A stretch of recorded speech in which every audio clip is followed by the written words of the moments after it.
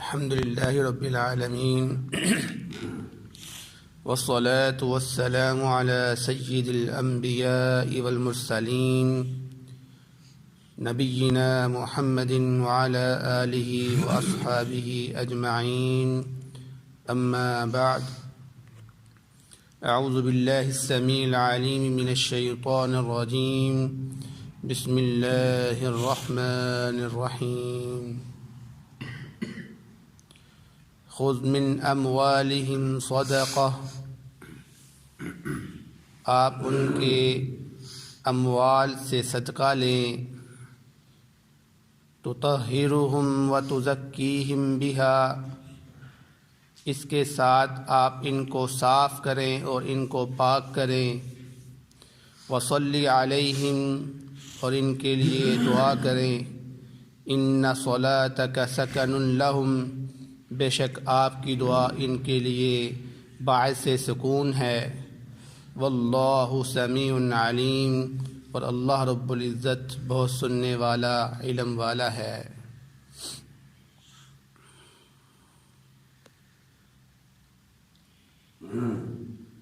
سورۃ التوبہ کی آیت نمبر 103 آپ کے سامنے تلاوت کی گئی ہے۔ اس آیت کا پس منظر کچھ اس طرح ہے کہ جیسا کہ پچھلی آیت میں حضرت ابن عباس رضی اللہ تعالی عنہ بیان فرما رہے تھے کہ وہ لوگ جو جنگ تبوک میں شرکت نہ کر سکے کسی عذر کی وجہ سے، نبی کریم صلی اللہ علیہ وسلم نے جب ان کا عذر قبول کر لیا، معاف کر دیا، اللہ رب العزت نے ان لوگوں کی توبہ کو قبول کر لیا، تو یہ لوگ اب خوشی کا شکرانہ ادا کرتے ہوئے کہ ہمارا گناہ معاف ہو گیا ہے، اللہ رب العزت نے ہماری توبہ کو قبول کر لیا ہے، تو ہم خوشی کے طور پر اللہ رب العزت کو صدقہ پیش کرتے ہیں۔ تو یہ لوگ نبی کریم صلی اللہ علیہ وسلم کے پاس اپنا صدقہ لے کر آئے، لیکن نبی کریم صلی اللہ علیہ وسلم نے ان سے صدقہ لینے سے انکار کر دیا اور فرمایا کہ مجھے اللہ رب العزت نے آپ لوگوں سے صدقہ لینے کی ابھی اجازت نہیں دی، لہذا اللہ رب العزت نے اس وقت پھر اس آیت کو نازل کر دیا کہ خذ من اموالہم صدقہ، کہ آپ ان کے مالوں سے صدقہ لے لیں۔ آگے فرمایا تطہرہم وتزکیہم بہا، اس صدقے سے آپ ان کو پاک کریں اور آپ ان کو صاف کریں۔ صدقہ جو ہے وہ صدقہ عام بھی مراد لیا جا سکتا ہے، نفلی صدقہ جس کو ہم کہتے ہیں، اور صدقے سے مراد فرضی صدقہ بھی مراد ہوتا ہے جس کو ہم زکوٰۃ کہتے ہیں اور سال کے بعد نکالتے ہیں۔ اور زکوٰۃ کا مطلب ہوتا ہے کہ کسی چیز کا بڑھنا، زیادہ ہونا، تو جب ہم زکوٰۃ نکالتے ہیں تو اس سے ہمارے مال کے اندر برکت ہوتی ہے، زیادہ ہوتا ہے ہمارا مال، کم نہیں ہوتا۔ تو مال جو ہم خرچ کرتے ہیں اس کا ایک سبب یہ بھی ہوتا ہے کہ ہم جو دعویٰ کرتے ہیں کہ ہم ایمان والے ہیں، اس دعوے کو سچ کرنے کے لیے ہم یہ عمل کر کے دکھاتے ہیں کہ دیکھو ہمارا دعویٰ تھا کہ ہم اللہ رب العزت پر ایمان لے کر آئے ہیں، اس لیے ہم اپنے مال سے اب صدقہ نکال رہے ہیں۔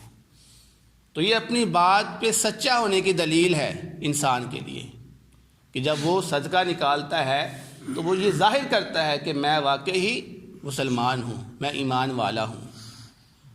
تو اللہ رب العزت کیا فرما رہے ہیں؟ وصلی علیہم، کہ آپ ان کے لیے دعا کیجیے۔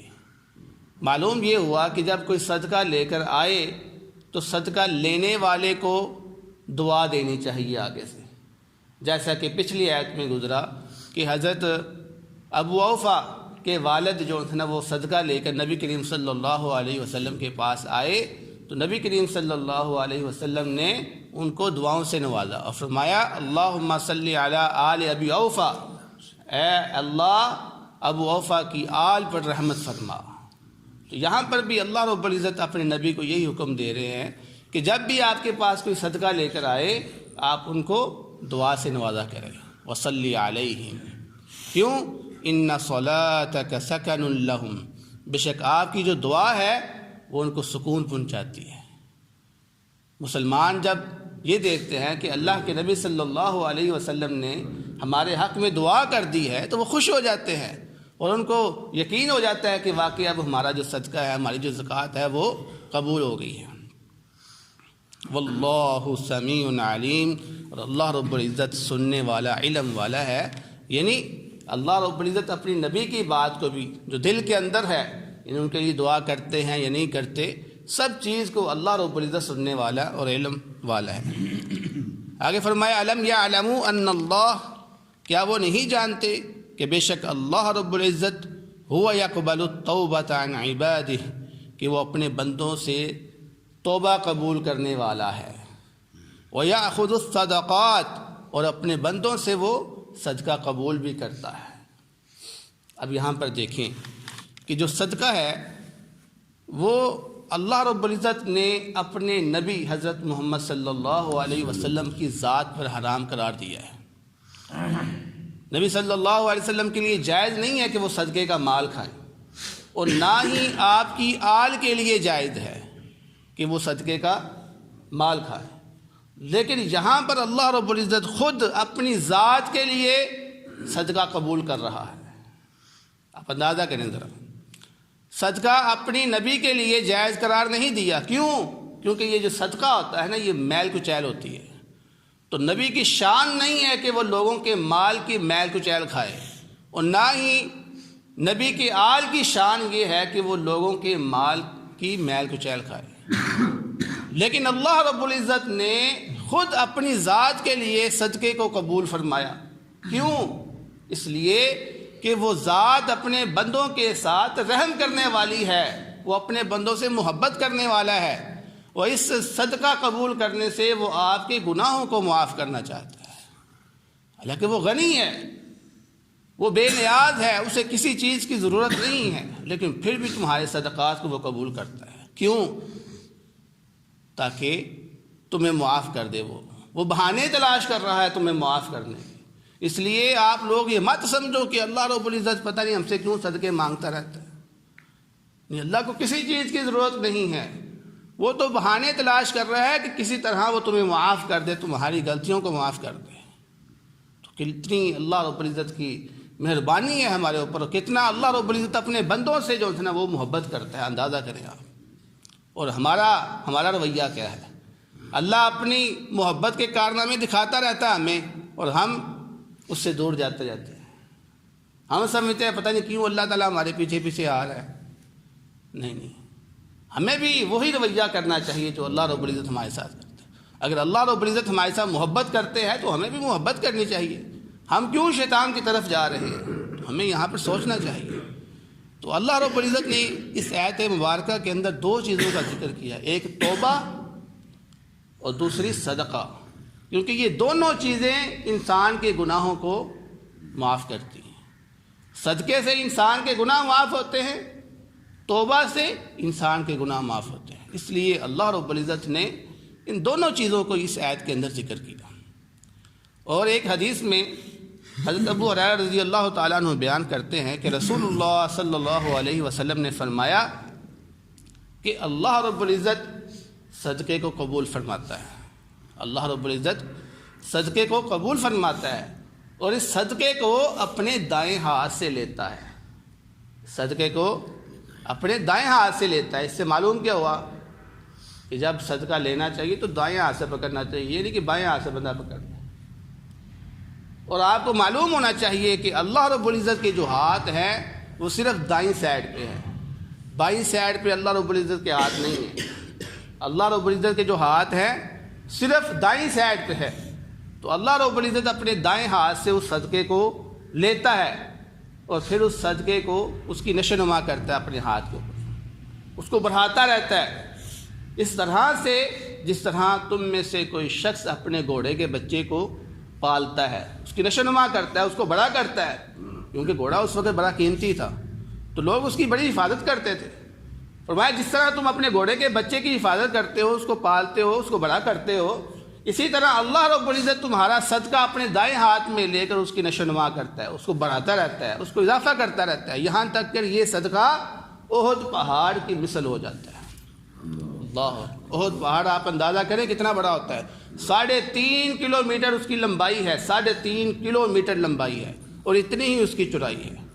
تو یہ تھوڑا سا صدقہ جو آپ ایک کھجور کے برابر بھی کریں یا ایک لقمہ بھی آپ اگر صدقہ کرتے ہیں تو اللہ رب العزت اس کو اپنے ہاتھ میں بڑھا کر احد پہاڑ کی طرح کر دیتے ہیں۔ اللہ اکبر۔ تو اللہ رب العزت کیا فرماتے ہیں، وَأَنَّ اللَّهَ هُوَ التَّوَّابُ الرَّحِيمُ، بے شک اللہ رب العزت وہی توبہ قبول کرنے والا اور رحم کرنے والا ہے۔ آگے فرمایا وَقُلِ اعْمَلُوا فَسَيَرَى اللَّهُ عَمَلَكُمْ، اور اب کیا ہے، آپ ان سے فرما دیجئے کہ عمل کریں۔ اب یہ جو لوگ جنہوں نے توبہ کی تھی، جب ان کی توبہ قبول ہوگی، ان کے صدقات بھی قبول ہو گئے، تو اب اللہ رب العزت فرما رہے ہیں کہ اب جاؤ تم اور جا کے عمل کرو، اور اللہ رب العزت تمہیں دیکھے گا کہ تم واقعی اپنے توبہ کے اندر سچے تھے یا نہیں۔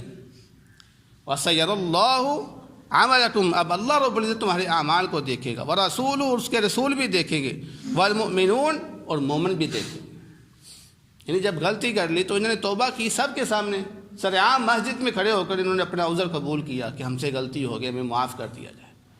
تو جب ان کی غلطی کو قبول کر لیا تو اللہ رب العزت فرما رہے ہیں اپنے نبی سے کہ اے نبی آپ ان سے کہیں کہ جاؤ اور جا کر عمل کرو۔ اب دوبارہ جب جہاد کی ضرورت پڑے گی تو پھر اب آپ کو دیکھا جائے گا آپ جہاد میں شرکت کرتے ہیں یا نہیں کرتے، آپ نیکی کے کام میں آگے آگے بڑھتے ہیں یا پیچھے رہ جاتے ہیں یا پھر سے بہانے لگائیں گے۔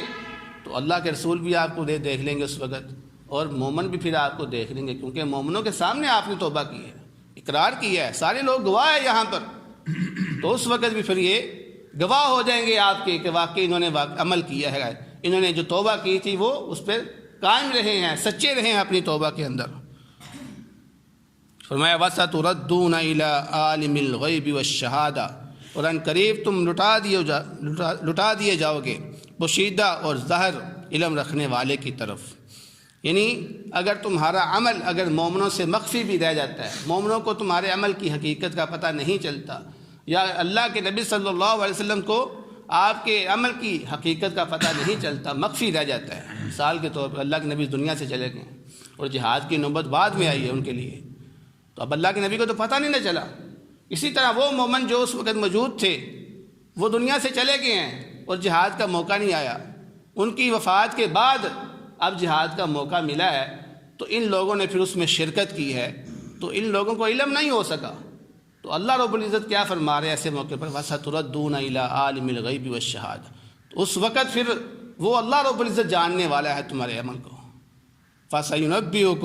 فَيُنَبِّئُكُم بِمَا كُنتُمْ تَعْمَلُونَ، پھر وہ تمہیں خبر دے گا تمہاری ہر چیز کے بارے میں جو لوگوں کے ہاں مخفی رہ گئی تھی یا ظاہر ہو گئی تھی، وہ ہر چیز روز قیامت سب کے سامنے اعلان کر کے بتائے گا کہ یہ وہ بندہ ہے جس نے یہ والا کام کیا ہے۔ وہاں پر اعلان کیے جائیں گے، اگر نیک کام کیا اس کا بھی اعلان ہوگا، اگر اس نے برا کام کیا ہے تو اس کو بھی اعلان کیا جائے گا۔ اس لیے اس سے پہلے کہ ہم شرمندگی اختیار کریں اس جگہ پر جا کر، آج ہم چھپ چھپ کے گناہ کر لیتے ہیں کہ ہمیں کون دیکھ رہا ہے، لیکن یاد رکھیں کہ وہاں پر سب کے سامنے اعلان ہوگا کہ اس نے یہ گناہ کیا تھا، اور اس گناہ کو اس کے ساتھ چپکا دیا جائے گا، جس طرح ایک جھنڈا ہوتا ہے اس پہ لکھا ہوتا ہے نا کچھ نہ کچھ، تو آپ کا گناہ اس جھنڈے پر لکھ دیا جائے گا اور آپ کے ساتھ چپکا دیا جائے گا، دیکھو یہ فلاں گناہ کرنے والا ہے۔ اس لیے ہمیں آخرت کی سوچنی چاہیے اور اپنے گناہوں سے دور رہنا چاہیے۔